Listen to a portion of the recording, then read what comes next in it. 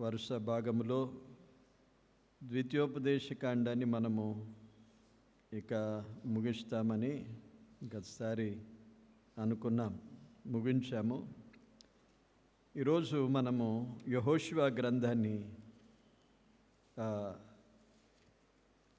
ధ్యానించుకుందాం. మొదటి అధ్యాయము యెహోషువ గ్రంథం,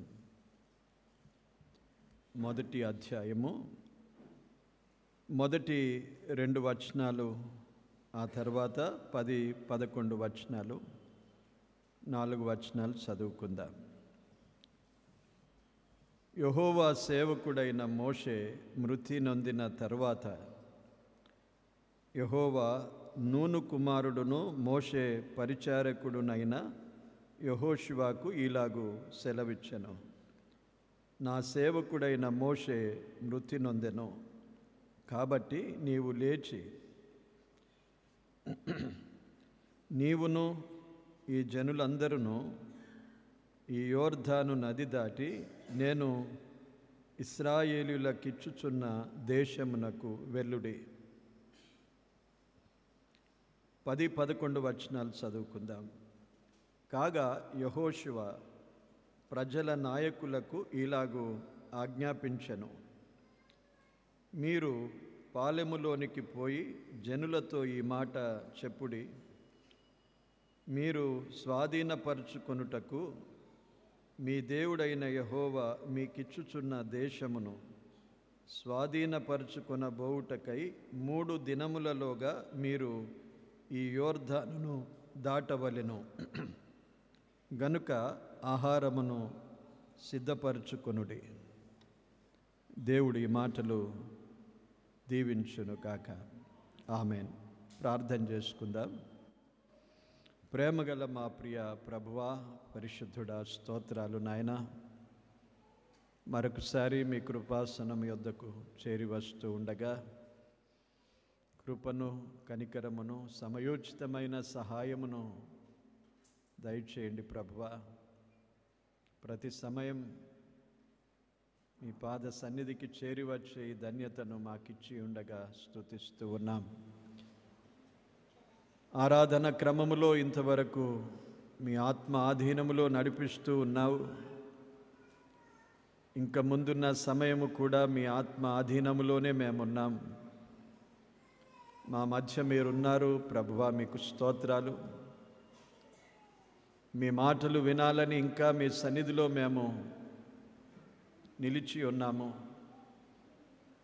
మీ వైపు చూస్తూ ఉండగా ఈ వాక్య భాగాన్ని మాకు వినిపించినందుకు స్తుతిస్తూ ఉన్నాం. ధ్యానించడానికి సహాయము చేయండి. నేడు మీరు ఏమి మాట్లాడవలనని ఉద్దేశించారో ఆ మాటలు మాకు వినిపించండి, మాకు ఉపదేశము చేయండి. మేమందరము శ్రద్ధగా విని గ్రహించడానికి, నేర్చుకోవడానికి సహాయము చేయమని ప్రార్థిస్తున్నాను. మీ పక్షమున నిలిచిన నన్ను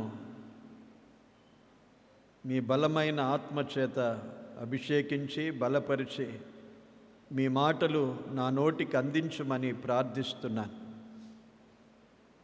ఘనత, మహిమ, ప్రభావములు మీకే ఆరోపిస్తూ ప్రభువా, మరి అపవాది తన కుయుక్తుల చేత ఎవరిని బలహీనపరిచి మోసపరచకుండా మీ ఆత్మ చేత ప్రతి ఒక్కరిని బలపరచండి. చిన్న బిడ్డలను మీ ఆత్మ స్వాధీనమందుంచుకొని వారి ద్వారా ఎటువంటి అల్లరి జరగకుండా కాపాడుమని యేసుక్రీస్తు నామమున కృతజ్ఞతతో ప్రార్థించి వేడుకుంటున్నాము తండ్రి. ఆమేన్. ప్రియులారా, మనము ద్వితీయోపదేశకాండం వరకు ధ్యానిస్తూ వచ్చాం. ప్రతి గ్రంథములో ఆదికాండము, లేవియకాండము, సంఖ్యాకాండము, ఆదికాండము, నిర్గమకాండము, లేవియకాండము, సంఖ్యాకాండము, ద్వితీయోపదేశకాండము. ప్రతి ఈ గ్రంథములో ఉన్న విషయాలను దాదాపు తేటగా గ్రహించుంటారు ఇదివరకు కదా.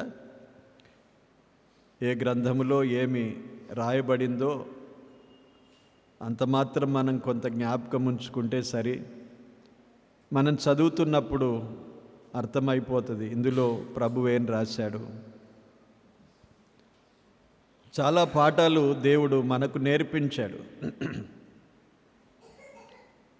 నాకు వ్యక్తిగతంగా అనేక విషయాలు దేవుడు బయలుపరిచి ఎన్నో విషయాలు క్రమపరుచుకోవడానికి, సరిచేసుకోవడానికి సహాయపడుతూ ఉన్నాడు. మనము జీవితకాలం అంతా దేవుని వాక్యము చేతనే సరిచేసుకోవాలి. మన నడవడి, మన ప్రవర్తన, మన జీవితాన్ని ప్రభువుకు అనుకూలంగా సరిచేసుకోవడానికి ఒకే ఒక్క సాధనం మనకున్నది దేవుని వాక్యమే. కనుక దేవుడు మనతో మాట్లాడుచున్నప్పుడు ఇది చరిత్ర అయినా చరిత్రలో నుండి నేడు మనకు కావలసిన ఆత్మీయమైన పాఠాలు ఎన్నో మనము నేర్చుకుంటున్నాం. ఆ కోణములోనే మనం ధ్యానిస్తున్నాం.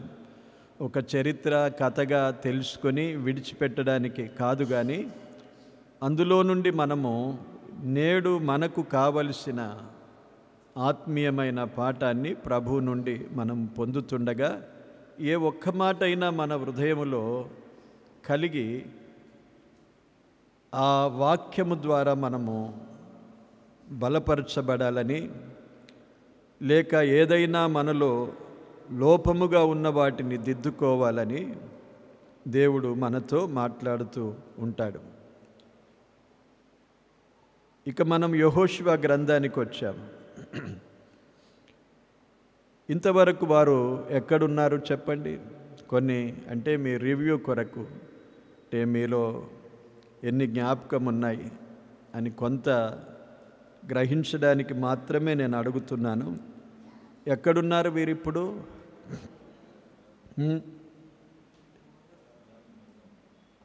మీలో మీరు అనుకుంటే నాకు వినబడదు కదా, గట్టిగా చెప్పాలి. గట్టిగా చెప్పండి అదే విషయాలు. ఎవరో గట్టిగా చెప్పండి. ఎవరని? మోయాబు మైదానములలో వారు ఉన్నారు. చాలా సీరియస్గా మనము దేవుని వాక్యాన్ని శ్రద్ధగా వినాలి. ఇందులో మనం నవ్వుకోవడానికి ఉండదు, మనము లేక ఏదో కాలక్షేపానికి కూర్చొని వింటున్నట్లుగా ఉండదు. శ్రద్ధగా వినాలి, శ్రద్ధగా స్పందించాలి. దేవుడు మహిమపరచబడతాడు వీటన్నిటిలో. కనుక ప్రభువుకే మహిమ కలుగునట్లుగా దేవుని వాక్యము విషయములో మనము శ్రద్ధగా ఉండాలి. మోయాబు మైదానములలో వారు ఉన్నారు. వాస్తవంగా సంఖ్యాకాండం వరకే ముగించింది వారిది. కానీ ద్వితీయోపదేశకాండం మళ్ళీ మోషే యొక్క రెండవసారి వారితో మాట్లాడే ఉపదేశాన్ని రాయడానికి ద్వితీయోపదేశకాండము మోషే వ్రాసి ఉంచాడు.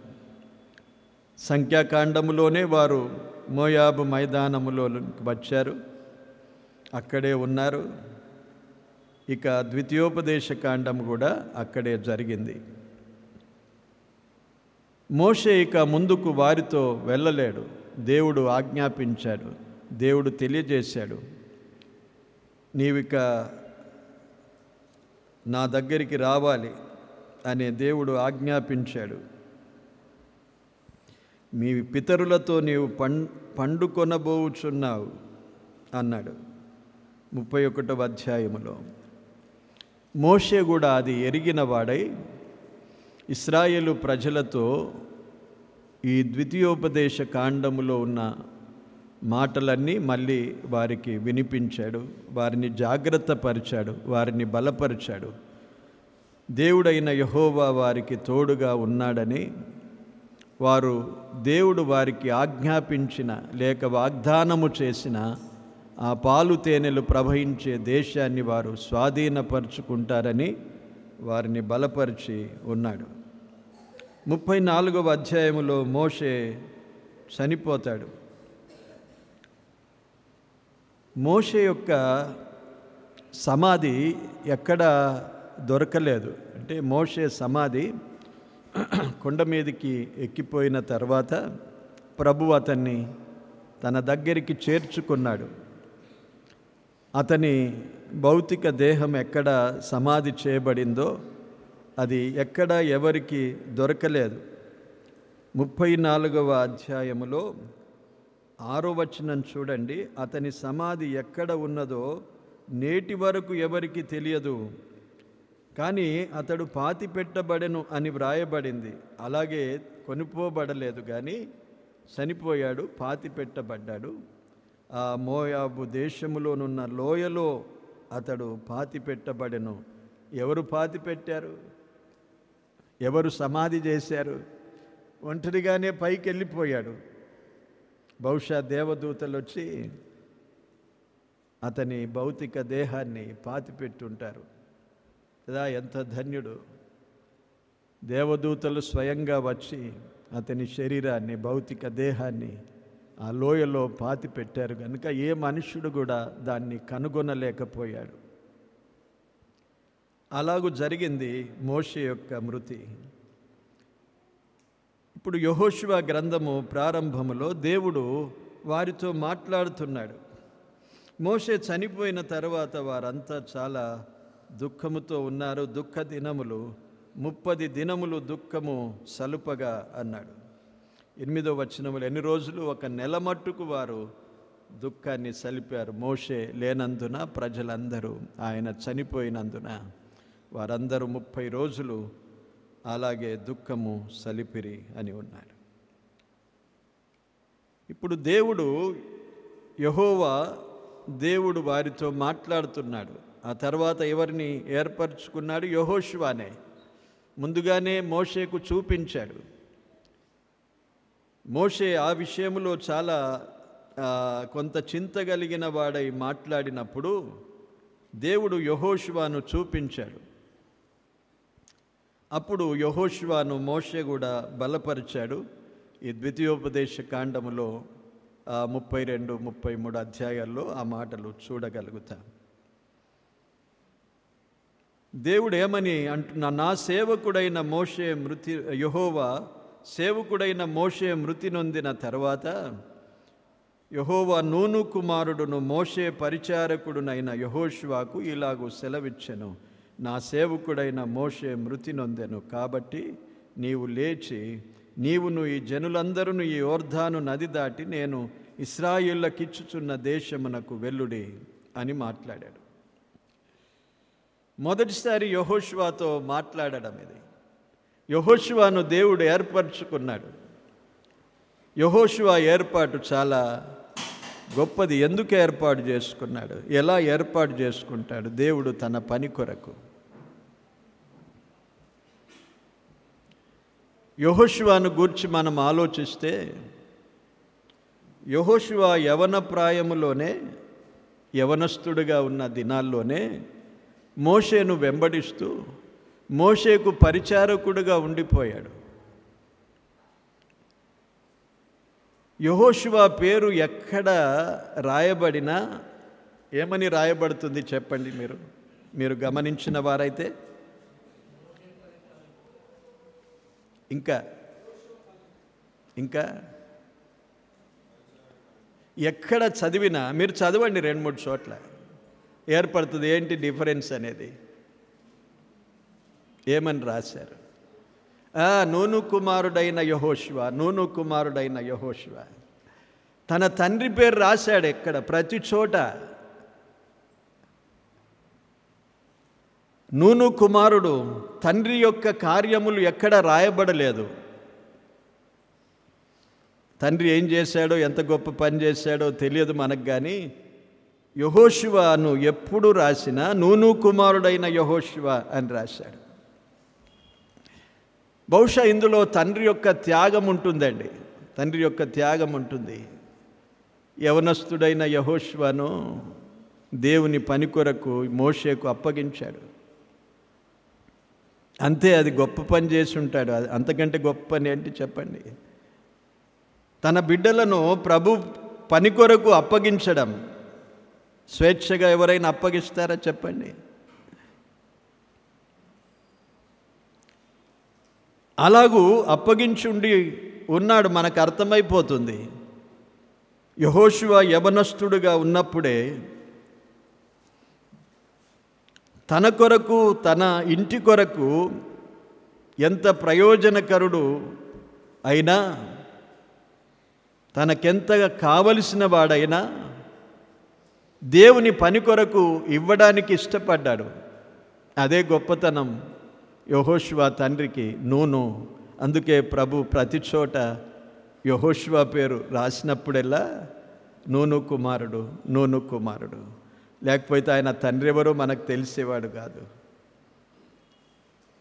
నూను కుమారుడైన యెహోషువ అన్నాడు. మన పిల్లలను ప్రభు కొరకు ఉపయోగించుకోవాలనే ఒక ఆకాంక్ష కలిగి ఉండాలి, ఆశ కలిగి ఉండాలి. లోకములో గొప్పవారు కావాలనే ఆశ అందరికీ ఉంటుంది. అందులో గొప్పతనం ఏం లేదు. అన్యులకు కూడా అదే ఆశ. మనం కూడా అదే ఆశ కలిగితే మనకేమి పెద్ద డిఫరెన్స్ ఏమి లేదు వారికి మనకు. కానీ మనం ఎరిగిన జీవము గల దేవుని సేవకుడుగా, దేవుని పనిలో ఉండేవాడుగా ఉండాలనే కోరిక చాలా గొప్పది. అది మనం గ్రహించలేము.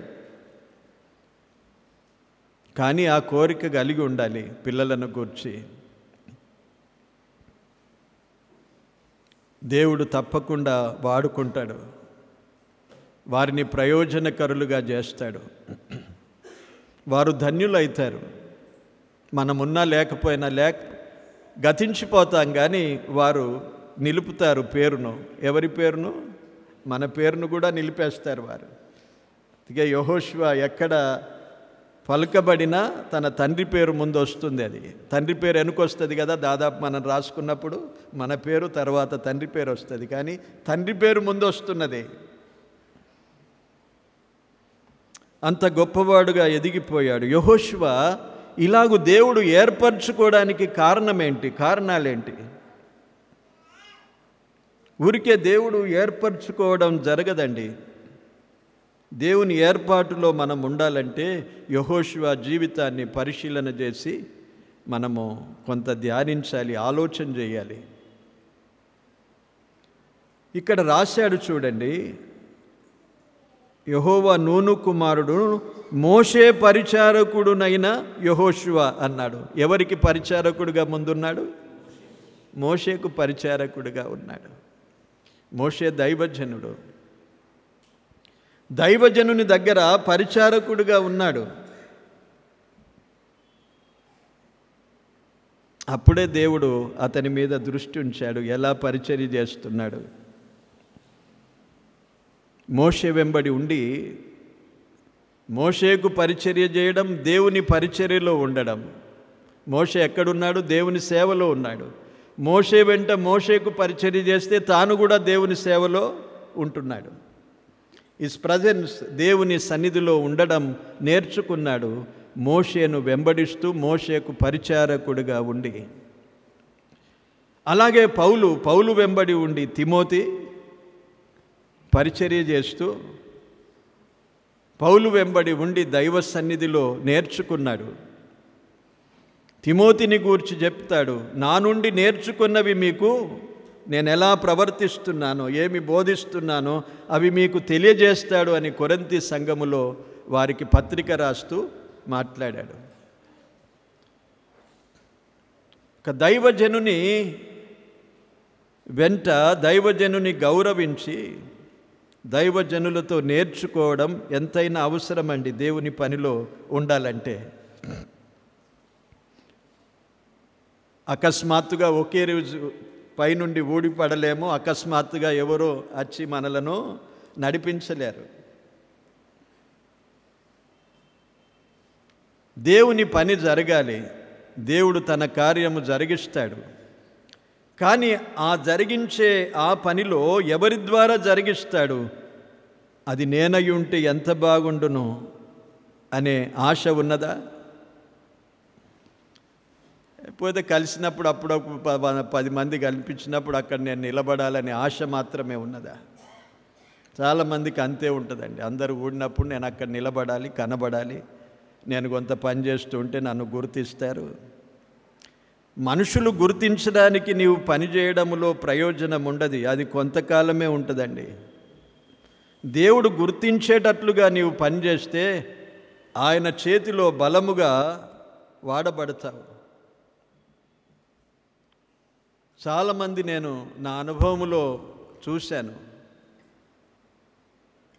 మందిలో కనబడాలనే కోరికనే కానీ నిజముగా దేవుని కొరకు ప్రయాసపడి నేను పని చేయాలనే కోరిక లేకుండా ఉన్నవారు ఉన్నారు. చాలా విచారకరం అది. అందరిలో కనబడితే ఏం దొరుకుతుందండి? ఏమంటారు చెప్పండి? ఏదో మెచ్చుకుంటారు, ఒక రోజు 2 రోజులు, లేక ఏదైనా పని పడితే నీతో మాట్లాడతారేమో, ఈయన కొంత ముఖ్యుడై ఉన్నాడు సంఘములో అని. అంతకంటే ఎక్కువ ఏం జరగదు. కానీ దేవుని సన్నిధిలో దేవుని కొరకు మనము వాడబడాలి. దైవజనుని వెంట ఉన్నాడు యెహోషువ. మొదటి మాట, దైవజనునికి పరిచారకుడుగా ఉన్నాడు. పరిచారకుడు అంటే ఏదైనా సహాయకరంగా, భౌతికంగా అంటే శరీర సంబంధమైన ఏదైనా అవసరతలున్నా యెహోషువ సహాయపడేవాడు. అలా ఉంటూ ఉంటూ దైవ సన్నిధిలో మోషే వెళ్ళినప్పుడెల్లా ఎంబడ యెహోషువ వచ్చేవాడు. 24వ అధ్యాయము నిర్గమాకాండము. మోషే సీనాయి పర్వతం మీదకి దేవుడు పిలిచాడు. తన అన్నయ్య అయిన అహరోన్ అక్కడే ఉన్నాడు, ఊరు ఉన్నారు, కానీ వెంట ఎవరొచ్చారు? యెహోషువ వచ్చాడు. యెహోషువను తీసుకెళ్ళాడు. బహుశా యెహోషువ ఒక దగ్గర ఉండి ఉంటాడు. దేవుని సన్నిధిలో మోషే మాత్రమే ఉండగా దేవుడు అతనితో మాట్లాడి ఈ గ్రంథాన్ని ఇచ్చాడు, ధర్మశాస్త్రాన్ని. ఆ 40 రోజులు మోషే ఎక్కడున్నాడు? దేవుని సన్నిధిలో ఉన్నాడు. ఎలా ఉన్నాడు? 40 దివారాత్రములు ఆహారము తినలేదు, నీళ్లు తాగలేదు. అదే సమయంలో యెహోషువ కూడా ఏం చేశాడు? యెహోషువ కూడా అలాగే ఉన్నాడు. యెహోషువ కూడా తనతో ఉన్నట్లుగా మనం చూస్తాం. 32వ అధ్యాయంలో తిరిగి వారు దిగుతున్నప్పుడు యెహోషువ మోషే ఇద్దరు దిగి వస్తున్నారు. అప్పుడు యెహోషువ అంటాడు, పాలెములో ఏదో జయధ్వని వినబడుతుంది అన్నాడు. ఆ ధ్వనిని గుర్తించలేకపోయాడు, కానీ మోషే గుర్తించాడు. అది జయధ్వని కాదు, యుద్ధధ్వని కాదు. ప్రజలు విగ్రహారాధనకు తమను తాము అప్పగించుకొని విగ్రహాల ఎదుట జరిగించే ఆ ధ్వనిని గుర్తించాడు. అప్పుడు యెహోషువ మోషేతో కూడా దిగి రావడం మనం చూస్తాం. అక్కడ మోషే దేవుని సన్నిధిలో ఉండి 40 దివారాత్రాలు అలాగూ 2 సార్లు ఉన్నాడు. అంటే అతనితో కూడా యెహోషువ ఉన్నట్లుగా మనకు అర్థమైపోతుంది కదా. రాయబడకపోయినా తాను కూడా మోషేతోనే ఉన్నాడు. అక్కడ పైన తాను కూడా కిందికి దిగలేదు. 40 రోజులు 40 దివారాత్రాలు తాను కూడా ఉపవాసం ఉన్నాడు. ఇలాంటి అనుభవం కలిగి ఉన్నవాడు, ఇలాగూ అనుభవంగా నేను ఎందుకు చెప్తున్నా అంటే ఆయన క్వాలిటీస్, ఆయనలో ఉన్న అనుభవాలు చెప్తున్నాను. ఎందుకు ప్రభు ఊరికే వాడుకుంటాడా? ఇంటిలో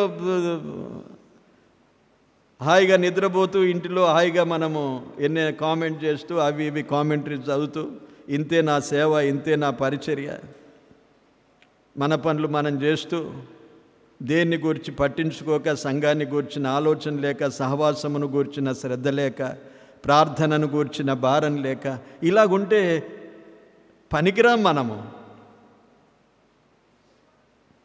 యెహోషువ ఎలాగూ దేవుని దృష్టిలో ఉండిపోయాడు. తర్వాత యెహోషువ యొక్క నేర్పు ఎలాంటిదంటే, దేవుని సన్నిధిలో ఉండి నేర్చుకున్నవి గాక యుద్ధవీరుడు ఆయన, యవనస్తుడు గనుక ఎలా ఉపయోగపడ్డాడు దేవుని చేతిలో. మొట్టమొదటి యుద్ధం జరిగింది నిర్గమాకాండం 17వ అధ్యాయం. వారు ప్రయాణం చేసిన తర్వాత మొట్టమొదట అమాలేకీయులు ఎదిరించారు వారిని. అమాలేకీయులు అమాలేకీయులు ఎదిరించినప్పుడు మోషే చెప్పాడు యెహోషువతో, నీవు యుద్ధానికి వెళ్ళు, వారితో యుద్ధం చేయమన్నాడు. మోషే అక్కడ కొండ మీద ఊరు అహరోనులు వారితో కలిసి కొండ మీద తాను నిలుచుండగా చేతులు పైకెత్తినప్పుడు వారు విజయాన్ని సాధించారు, దించినప్పుడు ఓడిపోయారు. ఆ సందర్భం మనకు తెలుసు, ఆలోచన చేశాం ఆ సందర్భాన్ని కూడా. కనుక యుద్ధవీరుడు యెహోషువ, యుద్ధాలు చేసేవాడు, యుద్ధాలు జయించినవాడు. పౌరుషం గలవాడు యెహోషువ, పౌరుషం గలవాడు.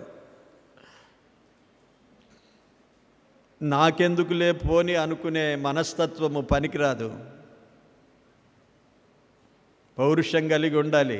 అపోస్తలుడైన పౌలు కూడా రాశాడు, పౌరుషం గలవారయుండుడి, కొరింథీయులకు రాశాడు, బలవంతులయుండుడి అన్నాడు.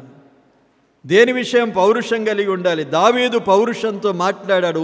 చిన్నవాడే, మాటలైతే చాలా పౌరుషంగా మాట్లాడాడు. ఎప్పుడు చెప్పండి? గొలియాతును చూసి వాడు ధిక్కరిస్తున్నాడు, దేవుని ప్రజలైన ఇశ్రాయేలును ధిక్కరిస్తున్నాడు. తాను సహించుకోలేడు. సున్నతి లేని ఫిలిష్తీయుడు ఎంతటి వాడు అని మాట్లాడాడు. సౌలు లాంటి వారు, గొప్ప గొప్పవారు, సైనికులంతా పారిపోతూ ఉంటే దావీదులో ఒక పౌరుషం ఏంటి? దేవుని గూర్చిన పౌరుషం. దేవుని ప్రజలు వీరు, దేవుని చేత ఏర్పరచబడిన ప్రజలు, వీరిని దూషించడానికి వీడెంతటి వాడు అన్నాడు. చూస్తే చిన్న బాలుడు, వాడేమో పెద్ద 6 మూరల జానెడు ఎత్తుగలవాడు, యుద్ధ నేర్పు కలిగిన వాడు. కానీ తనలో ఉన్నవాడు వానికంటే గొప్పవాడు అనేది గ్రహించిన దావీదులో ఒక గొప్ప శక్తిని దేవుడిచ్చాడు. ప్రభు మనలో, పరిశుద్ధాత్ముడు మనలో ఉన్నప్పుడు, దైవత్వానికి విరోధంగా జరిగినప్పుడు పౌరుషం కలిగి ఉండాలి. దేవుని కార్యాలకు విరోధంగా ఎవరైనా మాట్లాడుతున్నప్పుడు పౌరుషం కలిగి ఉండాలి. ప్రభు పక్షాన నిలబడేది నేర్చుకోవాలి. ఇశ్రాయేలు ప్రజలంతా విగ్రహారాధన చేశారు. మోషే పైకి వెళ్ళిపోయినప్పుడు మోషే ఏమైపోయానో అని కొందరు సమకూడి అహరోనును తొందర పెట్టారు. ఒక దూడను చేయమని చేసి దానికి మ్రొక్కుతూ వారు పండుగ చేసుకున్నారు. ఇదే మమ్మను ఐగుప్తులో నుండి విడిపించిన దేవత అని. మోషే దిగి వచ్చాడు, దేవుని కోపము రగులుకున్నది. అప్పుడు మోషే నిలిచి ఎవరు నా పక్షమున ఉందురో అంటే అప్పుడు అందరు ఏం చేశారు? లేవీయులంతా మోషే పక్షమున నిలిచిపోయారు. అందుకే లేవీయులకు ధన్యత ఉన్నది. లేవీయులు మోషే పక్షమున నిలిచిపోయారు. లేవీయులకు దేవుడు ఆధిక్యతనిచ్చాడు, పరిశుద్ధ స్థలము యొక్క పనులను వారు చూసుకోవడానికి. ప్రభు కొరకు పౌరుషం కలిగి ఉండాలి, ప్రభు పనుల కొరకు పౌరుషం కలిగి ఉండాలి. నాకెందుకులే అనుకొని అందరిలాగా ఏమనుకుంటారో, వీరేమనుకుంటారో, వారేమనుకుంటారో, నాకేం చేసేది ఉన్నది, వెనకాల మాట్లాడతా కానీ ముందర మాట్లాడను అనుకునే స్వభావం కలిగి ఉంటే అది ఇంకా మోసం. మనం దేవుని సన్నిధిలో ఇంకా దోషులం అవుతాం. ఇక్కడ మాట్లాడని వాడు బయట కూడా మాట్లాడుకుంటే అది మేలు. వెనకాల మాట్లాడడం ఇంకా చాలా దోషం. అది పౌరుషం గలవాడు యెహోషువ. ఒకసారి ఏం జరిగిందంటే అందరూ ప్రవచిస్తున్నారు. యెహోషువకు కోపం వచ్చేసింది. మోషే ప్రవచించాలి కానీ పాలెములో వీరు ప్రవచిస్తున్నారే. సంఖ్యాకాండం 11వ అధ్యాయంలో చూడండి. సంఖ్యాకాండము 11వ అధ్యాయం 26వ వచనములో ఎల్దాదు మేదాదు వారి మీద ఆత్మ నిలిచి ఉండెను, వారు ప్రవచించారు. 26వ వచనం నుండి మనం చదివితే 28వ వచనములో చూడండి. మోషే ఏర్పరచుకొనిన వారిలో నూను కుమారుడును మోషేకు పరిచారకుడునైన యెహోషువ, మోషే నా ప్రభువా వారిని నిషేధింపుమని చెప్పెను. మోషే ఏమన్నాడంటే, నా నిమిత్తము నీకు రోషము వచ్చెనా? యెహోవా ప్రజలందరూ ప్రవక్తలగునట్లు యెహోవా తన ఆత్మను వారి మీద ఉంచునుగాక అని అతనితో అనెను. అలాగూ వారు ప్రవచిస్తుంటే యెహోషువకు రోషం వచ్చేసింది. వీరేంటి ప్రవచించేది? వీరేపాటి వారు, మోషే ప్రవచించాలి కదా అనుకొని వారిని నిషేధించు మోషేతో అన్నాడు. ప్రభువా, వారిని నిషేధించమన్నాడు. మోషేను ఎలా పిలుస్తున్నాడు చూడండి, నా ప్రభువా అన్నాడు. మోషే నా ప్రభువా. ప్రభువా అంటే నా అధికారి అన్నాడు. తన మీద సంపూర్ణమైన అధికారానికి ఒప్పుకున్నాడు మోషేతో. ఎంత దీనత్వము అందులో, ఎంత తగ్గింపు యెహోషువలో మనం చూస్తాం. తగ్గింపు ఉన్నది, దీనత్వం ఉన్నది, అదే సమయంలో పౌరుషం ఉన్నది. తగ్గింపు దీనత్వము వేరు, పౌరుషం వేరు. పౌరుషం అంటే మనం గర్వం అనుకుంటాం, గర్వం కాదు అది. ఎవరైనా గట్టిగా మాట్లాడితే ఏ విషయాలైనా మాట్లాడతావు, వాడికి ఎంత గర్వం ఉన్నది చూడండి, ఎట్లా మాట్లాడుతున్నాడు అనుకుంటా. కానీ ఏ విషయాలు మాట్లాడుతున్నాం మనం?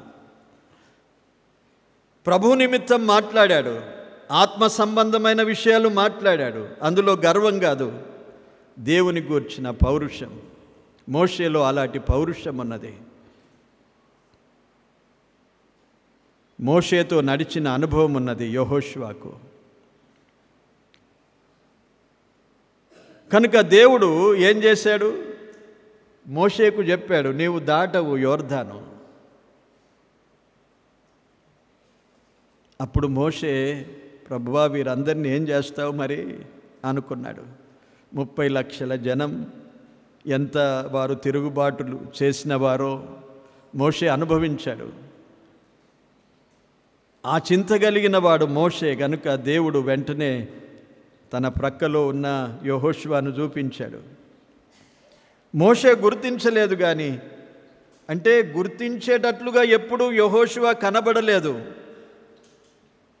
ఎందుకు గుర్తించలేదు చెప్పండి? ముందరికి రావడం, కనిపించడం, నేను అనుకోవడం, ఇలాంటి స్వభావం ఉంటే కనిపించేవాడేమో వీడెప్పుడు ఆశిస్తాడు, ఒకవేళ వీన్నే దేవుడు ఏర్పరచుకున్నాడేమో అనుకునేవాడు. కానీ అలాగూ చేయలేదు. యెహోషువ చాలా దీనుడు, కనబడకుండా మరుగుగా ఉండగోరేవాడు. మరుగైన వారినే దేవుడు ఏర్పరచుకున్నాడండి. సౌలుని ఏర్పరచుకున్నప్పుడు దాక్కున్నాడు.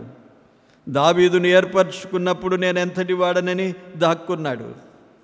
మోషేను పిలుచుకున్నప్పుడు మోషే కూడా నాతో కాదు ప్రభువా అని వెనుకదీశాడు. తగ్గించుకున్న వారిని దేవుడు హెచ్చించాడు. గిద్యోను దాక్కున్నాడు. గిద్యోను ఏం చేశాడు? తీసుకొచ్చాడు ముందటికి. ఇలాంటి యెహోషువ స్వభావమును బట్టి మోషే కూడా తెలుసుకోలేదు కాబోలు. యెహోషువ అనే దేవుడు ఏర్పరచుకుంటాడేమో అనుకోలేదు. అలాగెప్పుడూ కనిపించలేదు, ప్రవర్తించలేదు. దీనంగా తాను చెప్పిన పని చేశాడు, తనకు సాధ్యమైనంత సహాయపడ్డాడు. ప్రభు బలపరిచిన కొలది మోషేకు పరిచారకుడుగా దేవుని పనిలో ఉన్నవాడు యెహోషువ గనుక యెహోషువను దేవుడు ఏర్పరచుకున్నాడు. ఇప్పుడు మోషే చనిపోయాడు. యెహోషువను దేవుడు పిలిచాడు. ఆ పిలుపు ఎంత బాగున్నది! మొట్టమొదటిగా పిలిచింది, కాబట్టి నీవు లేచి అన్నాడు. లేవాలి. ఇప్పుడు దేవుడు యెహోషువను ఆ నాయకత్వమును అప్పగించి వాడుకొనబోతున్నాడు. జనులందరినీ నీవు జనులందరూ ఈ యోర్దాను దాటి నేను ఇశ్రాయేళ్లకిచ్చుచున్న దేశమునకు వెళ్ళుడి అన్నాడు. వెళ్ళి ఆ యెహోషువను ఎలా బలపరచాలో కింద వ్రాయబడ్డాయి. అవన్నీ ధ్యానించడానికి మనం చదువుకోలేదు వాటిని. కానీ దేవుడు తోడై ఉంటానన్నాడు, చక్కగా నిలవబడమన్నాడు, హెచ్చరించాడు. అతనికి కావలసిన హెచ్చరికలు, ఈ ప్రజలను నీవు దాటించాలి, ముందు నడిపించాలి అనే విషయాలను చెప్పేటప్పుడు దేవుడు ఎలా అతనికి తోడై ఉంటాడో, అతడు ఎలా ఉండాలో అవన్నీ ఈ కింది వాక్య భాగములో 9వ వచనం వరకు దేవుడు చెప్పాడు. ఇక 10, 11వ వచనములో యెహోషువ ప్రజల నాయకులను యెహోషువ ప్రారంభించాడు. తన మొట్టమొదటి టాస్క్ అది. దేవుడు మాట్లాడగానే మంచి నేర్పు కలిగిన వాడు. మోషేతో నేర్చుకున్నాడు. ప్రజలందరి ఎదుటకి తాను వెళ్లకుండా నాయకులను పిలిచాడు. ముందు ఆ నాయకులకు చెప్పాడు, మీరు వెళ్ళి పాలెములోనికి వెళ్ళి జనులతో మాట్లాడుడి అన్నాడు. ఈ నేర్పంతా ఎలా వచ్చింది? మోషేతో ఉండి నేర్చుకున్న అనుభవమే. మోషే కూడా న్యాయం తీర్చడానికి ఏం చేశాడు? కొందరిని 1000 మందికి, కొందరిని 100 మందికి, కొందరిని అలాగ ఏర్పాటు చేశాడు. తనకున్న భారాన్ని ఇతరులు యోగ్యులైన వారికి కొంత అప్పగించాడు. యెహోషువ నేర్పు పొందినవాడు. అందుకే దేవుడు అతన్ని ఏర్పరచుకొని ఇప్పుడు ధైర్యపరుస్తున్నాడు. నిబ్బరము కలిగి ధైర్యముగా ఉండుము, దిగులు పడకుము, జడియకుము. నీవు నడుచు మార్గమంతటిలో నీ దేవుడైన యెహోవా నీకు తోడయుండును అని 9వ వచనంలో చెప్పాడు. ఇప్పుడు యెహోషువ నాయకులను పిలిపించి వారికి చెబుతున్నాడు, ఇప్పుడు వీరంతా ఏం చేయాలి? యోర్దాను దాటాలి. అది మన పాఠం, అసలైన పాఠం. యోర్దాను దాటాలి. ఇప్పుడు యెహోషువ గ్రంథము విజయాలతో కూడిన గ్రంథం. ఇది స్వాధీనపరుచుకున్నారు. ఈ గ్రంథమంతా మనము యుద్ధాలు జయించిన గ్రంథముగా మనం చూస్తాం. ఎంతమంది రాజులను జయించారంటే చూడండి, ఇక్కడ 12వ అధ్యాయములో ఆఖరి వచనములో 31 అని రాశాడు. 31 మంది రాజులను జయించారు. వారు జయించి ఆ దేశాన్ని స్వాధీనపరుచుకున్నారు. ఇంకా మిగిలిపోయింది. న్యాయాధిపతుల 1వ అధ్యాయములో ఇంకా కొంత అక్కడ పోరాటము జరిగి స్వాధీనపరచుకోవడం మనం చూస్తాం. దేవుడు వారికి ఏర్పరిచిన ఏంటి అది? మీకిచ్చుచున్న దేశమును స్వాధీనపరచుకొనబోవుటకై. అది స్వాధీనపరచుకోవాలి వారిప్పుడు. ఆ స్వాధీనపరచుకొనటానికి ఇప్పుడు ఎంత? 3 దినములలోగా మీరు యోర్దాను దాటాలి అన్నాడు. రెండవది, ఆహారమును సిద్ధపరచుకొనుడి అన్నాడు. ఈ 2 మాటలలో ఉన్న భావం ఏంటి? 3 దినాలలోగా వారు దాటాలి అంటే త్వరపడాలి. ఇంతవరకు ఇక్కడ స్థిరమైపోయారు వారు. ఎంతకాలం ఉన్నారు? చాలా కాలం ఉన్నారు అక్కడ. మోషేను గురించే 1 నెల రోజులు వారు దుఃఖము సలిపారు. అంతకుముందు ఎంతో కాలం అక్కడే ఉండిపోయారు. ఇక వారు వెళ్ళవలసింది త్వరపడాలి. 3 దినములలోగా అంటే అది దేవుడు ఏర్పరిచాడు వారి. మీ ఈజీగా ఎంతకాలమైనా పర్వాలేదా వెళ్ళండి అని చెప్పలేదు. 3 దినములలోగా మీరు దాటాలి అన్నాడు. త్వరపెడుతూ ఉన్నాడు. త్వరపడాలి వారు.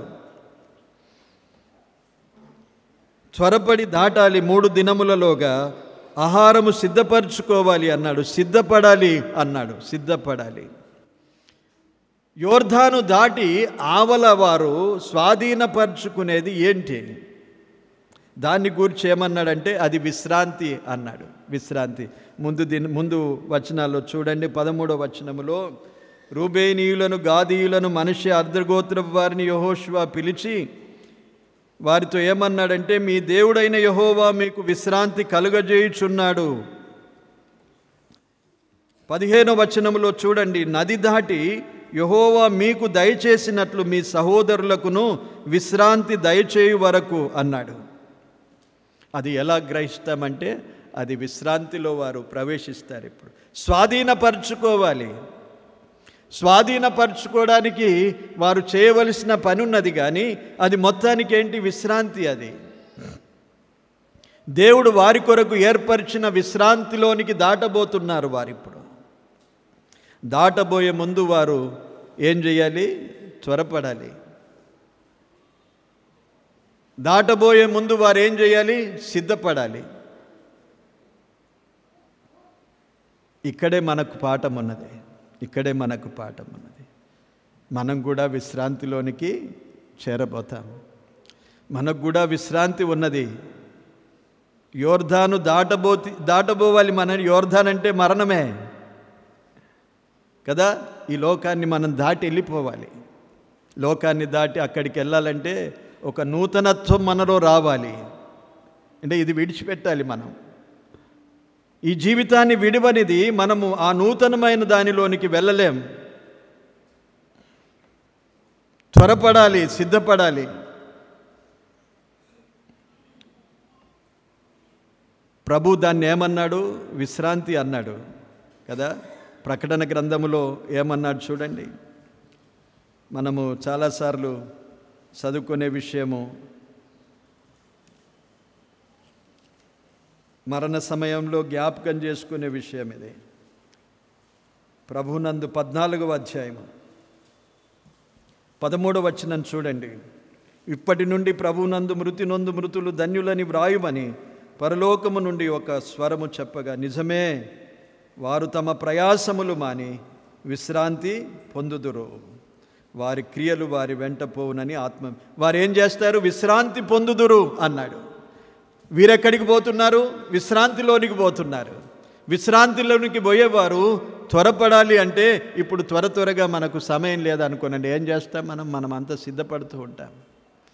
ఇంకా సమయం బాగున్నదంటే ఈజీగా ఇంకా పడుకొని ఉంటాం, నిద్రపోతూ ఉంటాం. కానీ అలాగూ లేదు, త్వరపడాలి. 3 దినములలోగా అన్నాడు.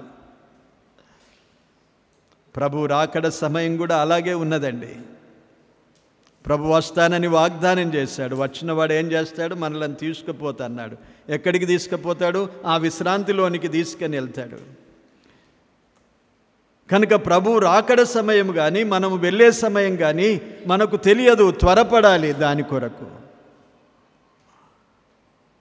3 దినములలోగా అనే దానిలో ఇదే భావాన్ని మనం గుర్తించాలి. చాలా సమీపంగా ఉన్నది. త్వరపడుతూ ఉండాలి. అదే సమయంలో సిద్ధపడుతూ ఉండాలి. సిద్ధపడడం అంటే ఏంటి అనే విషయాన్ని మనం మళ్ళీ ఆలోచన చేద్దాం. ఇప్పుడు సరిపోదు సమయం, మనకు సమయం దగ్గరికి వచ్చేసింది. కానీ ఒకటి జ్ఞాపకం ఉంచుకోండి, యోర్దాను దాటితేనే ఆ స్వాస్థ్యము, ఆ విశ్రాంతి ఉన్నది వారికి. యోర్దాను దాటకపోతే ఆ విశ్రాంతిలో వారు ప్రవేశించలేరు. ఆ యోర్దాను దాటేది త్వరపడాలి. వారు 3 దినములలోగా వారు దాటాలి. దాటేవారు సిద్ధపాటుతో ఉండాలి. సిద్ధపరచుకోమన్నాడు. ఆహారము సిద్ధపరచుకొనుడి. ఇందులో ఆత్మీయమైన నేర్పు మనం పొందడానికే రాశాడు. ఆహారం వారికి ప్రతిరోజు దేవుడు కురిపిస్తున్నాడు. అయినా ఆహారము సిద్ధపరచుకోమన్నాడు. ఆత్మీయమైన ఆహారం ఇది, మనకు పాఠాన్ని నేర్పించడానికి. ఆహారం అంటే ఏంటి మన ఈ సందర్భంలో చెప్పండి. ప్రభువైన యేసుక్రీస్తు ఒక మాట అన్నాడు. యోహాను సువార్త 4వ అధ్యాయము 34 లేక 35వ వచనములో, తండ్రి చిత్తమును నెరవేర్చుటయే, ఆయన పని తుదముట్టించుటయే నాకు ఆహారమై ఉన్నది అన్నాడు. అక్షరార్థమైన తినే ఆహారం గురించి దేవుడు మాట్లాడడం లేదు ఇక్కడ. మన ఆహారము కూడా తండ్రి చిత్తము, తండ్రి పనులను జరిగించుటయే మన ఆహారముగా మనము గుర్తించి సిద్ధపడే మనసుతో, సిద్ధపడిన హృదయాలతో, సిద్ధపడిన స్థితిలో మనం ఉండాలనేది నేర్పిస్తూ ఉన్నాడు. సిద్ధపాటు అంటే ఏంటో మనము ముందు దినాల్లో, ముందు వారములో మళ్ళీ ఈ అంశాన్ని మళ్ళీ ధ్యానించుకుందాం. దేవుడు తన విశ్రాంతిలో వారిని ప్రవేశపెడుతున్నాడు. మనకు కూడా దేవుడు విశ్రాంతిని ఏర్పరిచాడు. ఆ విశ్రాంతిలో ప్రవేశించుటకు మనకు సిద్ధపాటు కావాలి. సిద్ధపాటు లేకపోతే ప్రవేశించలేము. అది మనకు హెచ్చరిక. యోర్దాను దాటాలి, దాటకపోతే ప్రవేశించలేము. ఇక్కడ కొందరు గోత్రీకులు, రూబేనీయులు, గాదీయులు, మనిషి అర్ధగోత్రపు వారు దాటలేదు. ఇక్కడే ఉండిపోయారు. కానీ దేవుడు వారు కోరుకున్నట్లుగా స్వాస్థ్యం ఇచ్చాడు, కానీ వారిని దాటునట్లుగా ఇప్పుడు హెచ్చరిస్తున్నాడు. వారు దాటకపోతే మళ్ళీ ఇక్కడ విశ్రాంతి వారికి దొరకదు అన్నాడు. అందుకే రూబేనీయులను, గాదీయులను, అర్ధగోత్రపు వారిని పిలిచి వారితో మాట్లాడుతున్నాడు. మోషే మీకు చెప్పినట్లుగా ఈ స్వాస్థ్యము దేవుడు మీకు ఇస్తాడు, ఈ విశ్రాంతిని మీకు దయచేస్తాడు, కానీ మీరు మీ సహోదరులతో కలిసి యోర్దాను దాటాలి అన్నాడు. వారు కూడా యోర్దాను దాటాలి. యోర్దాను దాటితేనే విశ్రాంతి ఉన్నది. మంచిది ప్రియులారా, ఇంతవరకు మనం గ్రహించాం కదా. ఇంకా ముందు సిద్ధపాటును గురించి మనము ముందు వారంలో ధ్యానించుకుందాం. ప్రార్థనాపూర్వకంగా ప్రభు సన్నిధికి మనము చేరి వద్దాం. దేవుడు ఈ మాటలు దీవించునుగాక. ఆమేన్. పరిశుద్ధుడవైన మా ప్రియ తండ్రి, ఘనమైన మీ నామాన్ని స్తుతిస్తూ ఉన్నాం. మీ మహాకృపచేత నేడు మీ సన్నిధి భాగ్యము మిమ్మల్ని ఆరాధించే ధన్యత మాకిచ్చావు. స్తోత్రాలు ప్రభువా. మాతో కూడా మా ప్రియులు, సహోదరులు కొందరు రాలేకపోయారు, వారి కొరకు ప్రార్థిస్తున్నాం. మరొక సమయం అట్టి వారందరూ కూడా చేరివచ్చున్నట్లు కృపను అనుగ్రహించండి. విన్న మాటలు, యెహోషువను గూర్చిన ఆలోచన మేము చేశాం ప్రభువా. ఎలాంటి యోగ్యుడో మీరు వాడుకొనుటకు యోగ్యమైన పాత్రగా తను తాను ప్రభువా మీకు అప్పగించుకున్నాడు. అందుకై స్తోత్రాలు నాయన. యెహోషువతో మాట్లాడిన మాటలు యోర్దాను దాటబలెను, అక్కడ మీరు ఏర్పరిచిన స్వాస్థ్యము మీరు వారికి స్వాధీనపరుస్తారని సెలవిచ్చారు. వాటిని ధ్యానించడానికి సహాయం చేయండి. సిద్ధపాటు అనే విషయాన్ని మేము ధ్యానించడానికి కృపను అనుగ్రహించమని వేడుకుంటున్నాం.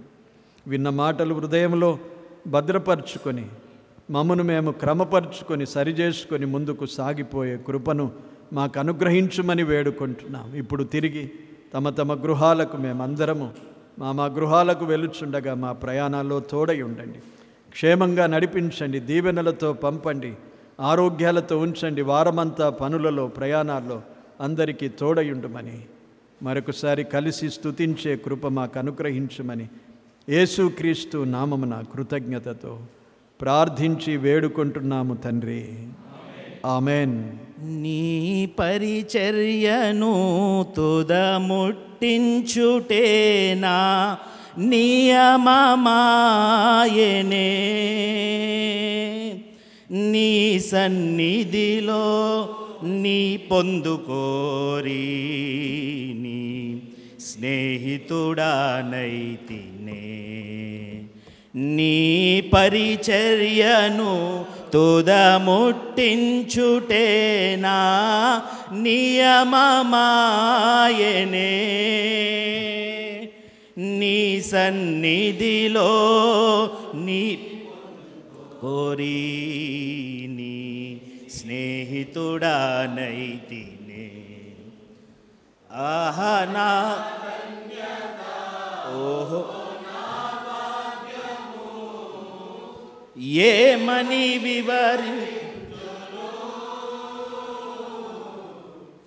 ఏమని ఆహా నా ధన్యత భాగ్యము వివరింతును, ఏం వివరింతును నేనెందుకని సొత్తుగా మారితిని యేసయ్యా.